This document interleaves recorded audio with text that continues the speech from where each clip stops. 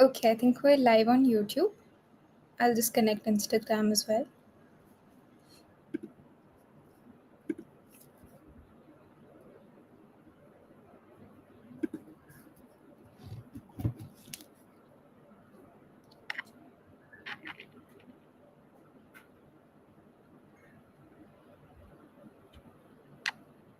Yes, I think we're live on both platforms now, so we can start. Great. Good evening to everyone who is tuned in. Today's theme of discussion is Trump's America First trade policy. Allow me to introduce our speaker for the evening. Dr. Biswajit Dhar is a distinguished professor from Council of Social Development, New Delhi. He has served as professor at the Center for Economic Studies and Planning at the Jawaharlal Nehru University, New Delhi, and as the Director General of Research and Information System for Developing Countries, a think tank under the Ministry of External Affairs, Government of India. A very, very warm welcome to you, sir. Thank you. Thank you very much. Lovely to have you here. So maybe we can begin this discussion by understanding what are some of the key objectives of Trump's America First trade policy and how his proposed plans of unilateral action against many of its long standing partners pose a challenge to the WTO led global trading system. Yeah, I'm happy to be here with you. Let me start from the very beginning. That what Trump has been saying for a number of years now is that he wants to make America great again. You know that is a sort of overarching kind of a slogan, if you like. Yeah. And uh, what he wants to do is to really try to revive the American economy by kickstarting the fallen American manufacturing sector. And of course, he's now adopted a completely wrong set of policies. And what he's now doing is that is trying to block entry of manufacturing products from other countries in order to achieve his objective. Now, there are a few things that he has done here, is said here.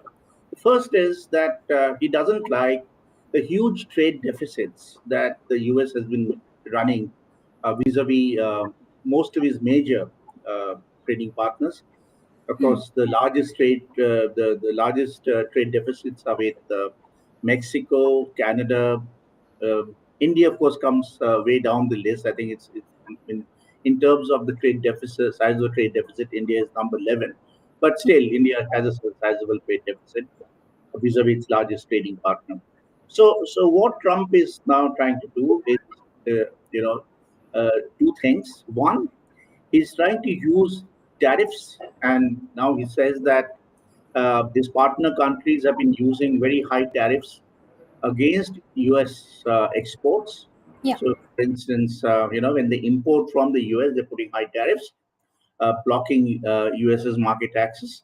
And on the other side, he is talking about uh, promoting this whole policy of America first and finding ways in which US can export more. So as we have now seen, the way it's actually panned out now, that the main instrument that he's using is tariffs, and he calls it reciprocal tariffs, simply because he says that the entire trading system which the US faces today Hmm. is a non-reciprocal system. US is giving far more access to its partners than it is getting, so it's Right. non-reciprocal, and he wants to get in even. So that Right. is the whole thing about the reciprocal tariffs, which he is now imposed on 57 countries, ranging from about 11% to 49%. Yeah. Right. Thank you for laying out the context so well for us. So, but when it comes to making America great again, can we discuss the similarity that your paper draws between Trump's current rhetoric of making America great again with that of the protectionist policies introduced by another Republican president, Herbert Hoover, and how those policies had brought up upon the world the Great Depression of 1929. And do we see history repeating itself now? And how can trade protectionism bring about economic misery upon the global economy? Yeah, there are several interesting parallels. I would say very unfortunate parallels between what happened in the U.S. during the 1920s and what is happening now. Yeah, Again, in the 1920s, the Republican Party, which was in power that time, went completely protectionist. But uh, unlike what Trump is doing today, he's actually trying to resurrect his manufacturing sector. Herbert Hoover was trying to protect the agricultural sector. So the high tariffs that Herbert Hoover had promised during his election campaign, his 28 election in 1928 election campaign, was targeted at the manufacturing sector, sorry, agricultural sector revival. But of course, once you promise protectionism, then the whole sort of this the what you're promising, is actually captured by other interest groups as well. So it didn't get limited to just agriculture. It spun out of control, and several other interest groups in manufacturing sector as well. They demanded protection. And the next thing that happened was that in 1930, the Congress adopted the Smoot-Hawley Tariff Act, and which was, of course, the Smoot-Hawley Tariff Act looks, a real, is really an infant as compared to what Trump is doing today, but right, it at that time. But it came at a very wrong time, because in 1929 there was the stock market crash took place, and the global economy was already sort of down in the dumps. And then comes the Smoot-Hawley Tariff Act, and the global economy really went into recession, and especially because the US's major trade partners, they retaliated, and there was a tit for tat, sort of tariffs imposed on each other. And this is what we, sort of call the beggar thy neighbor policy. indeed, And because of that, what was a kind of a depression because of the stock market crash really spun out and became spun out of control, and then it resulted in the Great Depression. Because various economists have their views as to whether the Smoot-Hawley Tariff Act caused the depression, but I believe from whatever evidence that I have seen, that it was responsible for the depression. So now again, the similar thing is happening. Now, mm, once Trump started, or getting on to his protectionist kind of a sort of pathway, and the global economy has still not recovered fully from the COVID pandemic, the downturn in the during the COVID right, pandemic. So now there is, there's a, very widespread spread kind of expectation yeah, that by before the end of the year, US is going to get into recession, and of mm, course, it's going to drag down the other economies as well. mm, So there's a very strong kind of a parallel that we see between what happened in the 20s and what's happening almost a century later. Another Republican government doing yeah. this exactly the same thing. Right. And even though tariffs have been imposed in the past by other administrations as well, the drastic nature and the, I think, timing of this makes them unprecedented in the current context. Uh, Absolutely. Coming to the matter of India US bilateral relations in particular, with the US as one of India's largest trading partners, and the fact that Trump has often termed India as a tariff king, in this context, what are some of the dilemmas that India currently faces? Yeah, when Prime Minister Modi visited Washington Hmm. in February, Yeah. that was exactly the date when Trump had unveiled his reciprocal tariff plan. Hmm. It's called the Fair and Reciprocal Plan, Yeah. and this whole reciprocal tariffs, this thing was unveiled on the same day, and that this plan talked about two things. One is, of course, imposition of reciprocal tariffs on partner countries, and then it had also another little, I won't say little, but another kind of an, in a way, option for countries that um, he had offered that countries can do trade deals with the US in order to lessen the blow.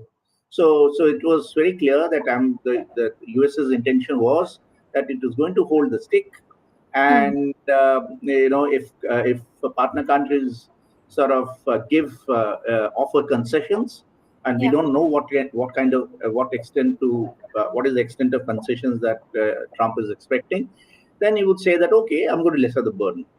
So, Right.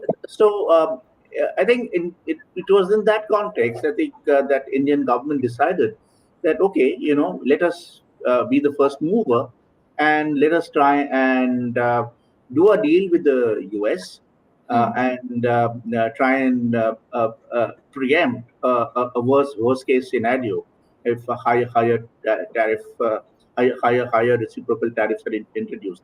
And the reason is very clear, and he just mentioned this, that Trump has always been targeting India, Hmm. and saying that India is the tariff king. So we really wanted to sort of try and placate him by saying that, okay, we'll do this deal. But there are the problem is that the demands that the US has always been making, Yeah. whenever this question of a bilateral free trade agreement came up, has been quite excessive. Sure. And therefore, at the end of the day, you find that India has not engaged in bilateral trade negotiations with its largest, country where it sells the most, the Yeah. largest export destination, and we are doing it all with all other countries. So the Right. reason is very clear, and I can tell you from my own experience in the past, when used to be sort of part of the WTO negotiations as well, that the US was demanding market access in Hmm. some of the most sensitive sectors of Right. the economy, namely agriculture. Yeah, Yeah. and because today US's manufacturing sector is in the doldrums, Hmm. but the sector in which US does some business in the global market is agriculture, and they do it on the back of very high subsidies they provide to agriculture. So Right. obviously there is big agribusiness which have interest in entering large markets like India, and Yeah. India, of course, we don't provide access. We haven't liberalized agriculture for two very significant reasons. We really want to maintain our domestic food security, and Hmm. then is the question of livelihoods. Yeah. Uh, Agriculture supporting the largest section of the workforce. And we don't want imports to jeopardize our production, and of course, jeopardize the small farmers and their livelihoods. Yes. So there's a dilemma. So on the one hand, we wanted to sort of, um, uh, you know, mm, uh, placate Trump to an extent, but then our dilemma is that if he demands large market access in agriculture, this is something that we cannot give because it has economic and social, and of course also political implications for the country. Yes, exactly. This is what my next question was actually coming to, which completely repeats what you just said, that one of the main reasons why Trump introduced these drastic measures, as you remark in your piece, is to extract some sort of concessions from its partners. And in India's case, agriculture has been a crucial sector um, Yeah. of those concessions. But do you think India can somehow navigate this conundrum while not alienating neither the US nor its farmers back home? No, I think it's very important for us, for the government of India, uh, to recognize that, look, we have a very large market, huh? And that Right. is our strength. Yeah. And I think we haven't actually leveraged our large market and very well in the past in the past negotiations. We have been very keen to just liberalize Hmm. and sort of offer a market. And at the end of the day, in several of these trade agreements, we found that we haven't been able to benefit much from the free trade agreements. So I Right. think at this time it's important for us to bring in this issue on the negotiating table, that there is no kind of free lunch. Huh? It's not as if we are just going to be opening our market and allowing a U.S. agribusiness to come into the country, or even other sectors. That's the other very important issue that I thought I'd just mention, Yeah. that the U.S. is also demanding changes in our intellectual property laws, Hmm. especially patent laws. Yes. And many of us know that the patent law was crafted in a very, very carefully by the Parliament, and the lawmakers had made the best efforts to ensure that despite this whole very strong, I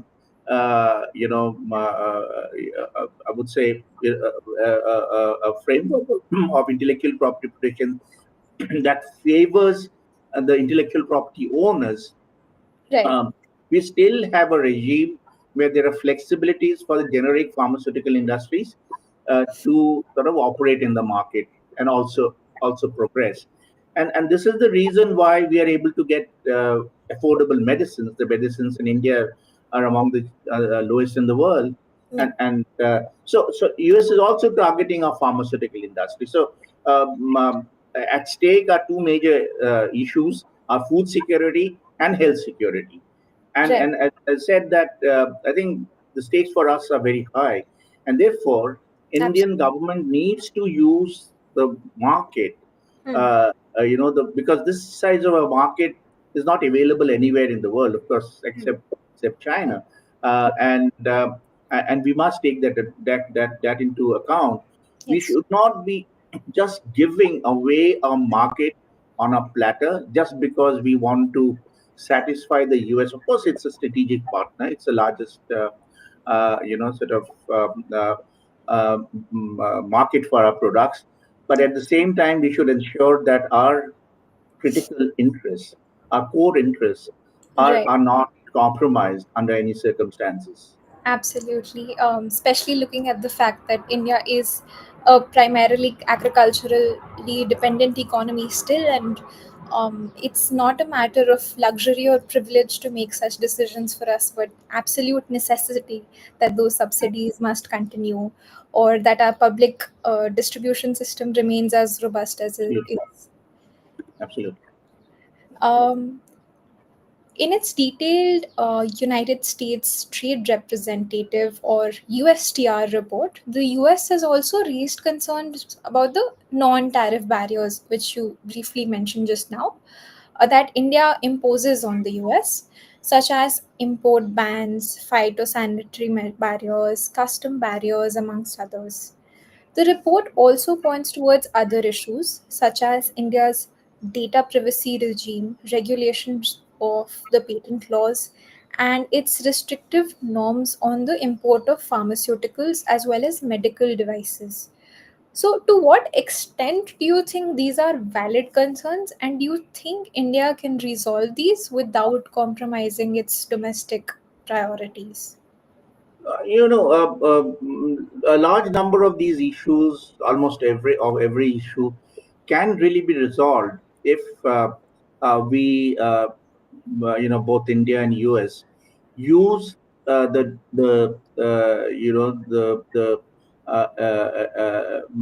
WTO more effectively, because Yes. the WTO was really established to ensure Hmm.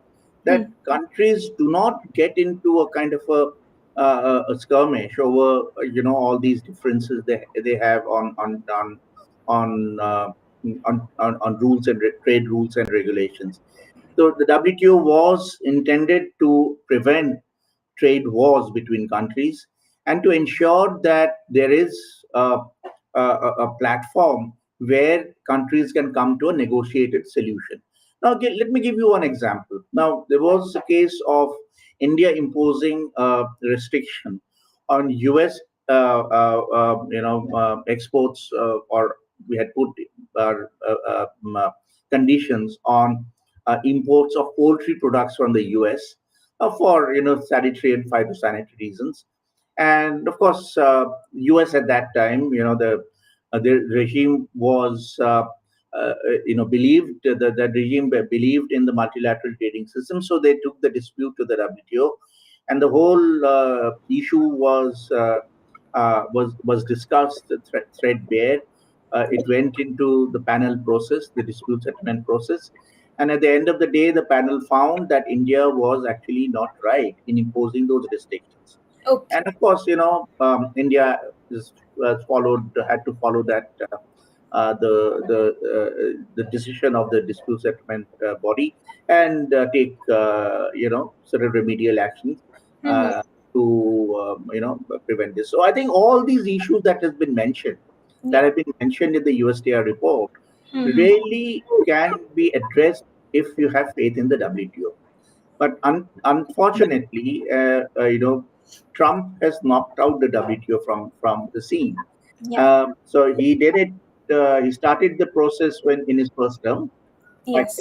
almost killing the dispute settlement body, and Yes. now by he's now finishing it off completely by getting into bilateral trade deals rather than the multilateral kind of rather than relying on the multilateral process. Mm. So I Right. think the U.S. You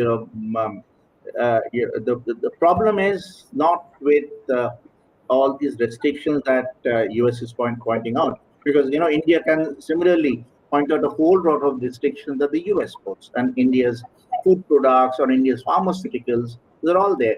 But we'd all like to settle these issues through consultations Yeah. rather than sort of naming and shaming. This is what the US does. Sure. That they put out these reports in public domain, they name and shame, and try to get concessions out of the other trading partners, which Hmm. I don't think is the right way to go Right. in in today's world. Right. Absolutely. I think the entire premise of institutions such as WTO was to, improve predictability in these trade flows. Absolutely. And when countries make unilateral and arbitrary measures, that predictability and stability gets very much undermined. Um, so, do you think that the pattern of Trump's stringent trade measures and the previous withdrawal of the US from crucial alliances such as the Trans Pacific Partnership will only further encourage other countries to similarly adopt protectionist strategies? And what could be some of the long term implications of the same? Yeah, this will be the unfortunate fallout, because Hmm. the whole multilateral system is now getting completely sidelined, Hmm. and countries are relying more on bilateral trade deals, Right. and bilateral trade deals can actually be extremely inefficient. Hmm. And of course, each one brings in a new set of rules and regulations, like what Bhagwati and others said, the Yeah. noodle bowl syndrome. So it's very difficult for the businesses to navigate this Hmm. complex set of rules Hmm. that are coming from this, the scores of bilateral trade agreements. Hmm. Uh, so, and then of course, when it comes to resolving disputes, Yeah. there is always a question of the of inequity, because there's larger partners in a trade deal. Suppose a small country and a large country get into a dispute. The Yes. large country always has the upper hand, and Right. that is the reason why we always said that the multilateral trading system is the insurance policy for the small countries.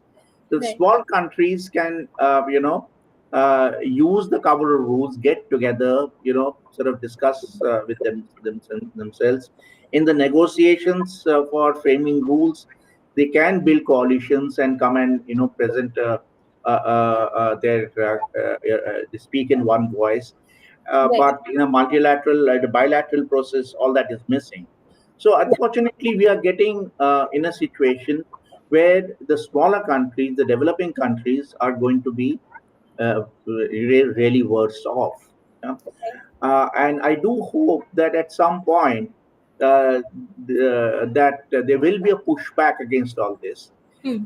There will be, at various points in the past, there have Hmm. been talk of the developing countries forming their own set of rules, Yeah. because South-South trade is Right. quite a significant part of total trade today. And many of the southern countries have large shares in global trade, and Right. possibly they can form some kind of an institutional framework. Say if BRICS takes an initiative Yes. and brings other countries, and then they have their own kind of framework, Hmm. then it is possible to isolate some of the countries, the developed countries, like for instance the US, Hmm. which has not been acting, in a manner that will be beneficial for the world economy. Definitely, definitely. I think outliers like these can probably reimagine the way current the economic frameworks across the Exactly. world are Exactly. shaped. But do you think the USA's decisions could also alienate it from its major trading partners and provide a space for alternative powers such as China to expand their influence? Yeah, one issue that has come up very clearly in the discussions, and a lot of literature and a lot of commentaries, that US is not a reliable partner anymore. And if the US is actually getting after so many of its trade partners only because countries don't import enough from the US. Now look at the case of this thing. I go back to the reciprocal tariffs. Look Hmm. at the country which has the highest level of tariff. It is Lesotho. Now Lesotho is an LDC. Right. It is not in a position to buy enough from the US, and that Yes. is the reason it gets punished. Now Right. that can be a reason, because you can't say that since you're not buying from me, and it's Hmm. not easy for Lesotho to buy from the US, because US is a high cost economy, and for the past 10 years the dollar has appreciated, and it Right. has made matters much worse. So Right. whenever a small country goes out and tries to buy stuff, to import stuff, Yeah. is not going to be buying from the most expensive. And many of these countries are like Lesotho. They also have, sort of payments problem, Hmm. external, foreign exchange problems. And it is very natural, it's entirely possible, and it's actually happening, that they buy from the cheaper sources. And China, of course, is a great alternative for them. So all in all, the US is not painted itself Hmm. in terms of some a country, or not a country that smaller countries can actually approach. And of course, there is a significant extent of alienation that is going to take place. And this process of other powers coming in, other economies, major economies stepping in, had already started happening. Look at China. Because when Africans found it very difficult to deal with the Europeans or the Americans, who did they go to? They went to China, they went to India, they came to India, and of course, the China's outreach towards Africa was much larger than India. I wish we had continued our outreach to Africa, and given them more support, so Hmm. that they could have relied on us even more than they do today. But this Right. is going to happen. There's going to be a realignment, and Right. I'm sure there's going to be realignment, and that's the reason I said that possibly the time has arrived for the BRICS countries, and the BRICS now expanded itself, to really think in terms of a newer framework of a multilateral framework where they're drawing the other developing countries into a trading system which is for the developing countries of the developing countries. Yeah, and so they don't risk uh, getting trapped by the Americans that they find themselves now. Right, absolutely. Do you think that the 90-day postponement of tariffs would actually make any real difference to the overall impact on the global economy? Or are we headed to a recession either way? And if so, what are those some of the ways in which economies like India can improve their resilience in such scenarios? And can we reimagine and diversify our trading patterns and retain autonomy in decision making over trade matters? What might be finally your suggestions for the path forward? Yeah, in fact, I don't think the 90-day is going to be, it could provide any solution for two reasons. One is that, a lot of commentators are saying that the US would have to do 90 trade deals in 90 days. Right, Now that's simply impossible. The second problem is that, and it's now it's just come out of the US administration, that hmm. Trump wants to negotiate each and every agreement himself. Now he is the trade negotiator. I wrote in the Hindu, which come out today, that they're saying that Trump is the trade negotiator, the chief trade negotiator, and it's impossible for the head of the state or government to really lead trade negotiations and then come to some kind of a conclusion. It can't happen like that. And the Right. problem is, and the US has this problem that Trump doesn't trust anyone, so he wants to put everything, Hmm. so we're really looking at a situation that this 90-day thing, window is going to pass. We are going to be seeing, the situation worsen as far as the US is concerned after the reciprocal tariffs really kick in, because they're going to now be kicking in after, 90-day period. And surely the global economy is going to be in a huge stress. Now, as far as India is concerned, I'll also talk about, just to give a brief comparison with what China had done. Now, Right. when China was attacked, and in the first by Trump in his first term, Hmm. and it was forced to do a trade, kind of a bilateral deal, in January 2020. Uh, the China had already started decoupling from the US, Hmm. and it's very interesting that, in 2018, almost more than 19%, 19 and a half, almost 20% of US, China's exports were going to the US. Right. And now, and I just took the first 3 months data of 25, and in the first 3 months, 13.5% of exports, Chinese exports, were going to the US. So the Right. 6% decline in Hmm. a 6 year period, and that's huge. Now, I think we also need to do that. Export, diversifying our export destinations Hmm. was very much on the cards. Government of India has been talking about it, but we haven't been able to realize it as well as we wanted to.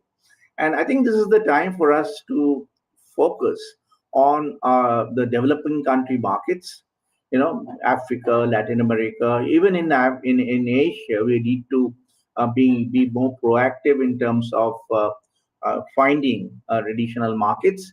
And that is really the way to go forward. Depending on these large countries which can use unilateral pressure to extract, unequal concessions, or really put very unfair, they can extract unfair concessions from us, is has to be avoided under any circumstance.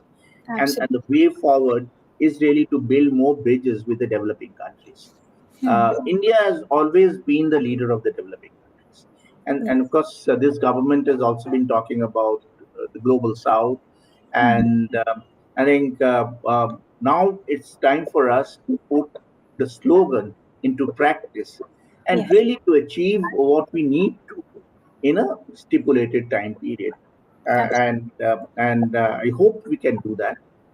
So that next time we talk about these issues, these kinds of pressures coming from a big country, the US or any other country, we won't be concerned about the problems, but we would actually be sort of much less worried about the implications of any unilateral pressure that may come on us.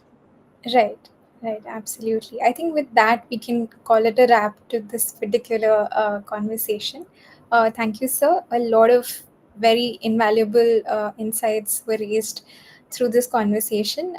Definitely, we got an interesting and very timely perspective on the current debate on tariffs and how protectionist and unilateral moves such as these do not bode well for the long term trends of the global economy and um, developing countries, especially such as India, must protect their domestic interests while balancing and trying not to alienate its partners. Um, Thank you to our audience for also patiently tuning in. I'd like to request you all to support EPW, subscribe to us, and follow us on our social media channels. For anyone who's interested in reading Sir's article, it's available on our website, and we'll also be putting it in our link in bio. Once again, thank you, Sir, for sharing all your insights, and have a wonderful evening. Thank you very much. Thank you. Pleasure speaking with you. Absolutely, sir. Thank you.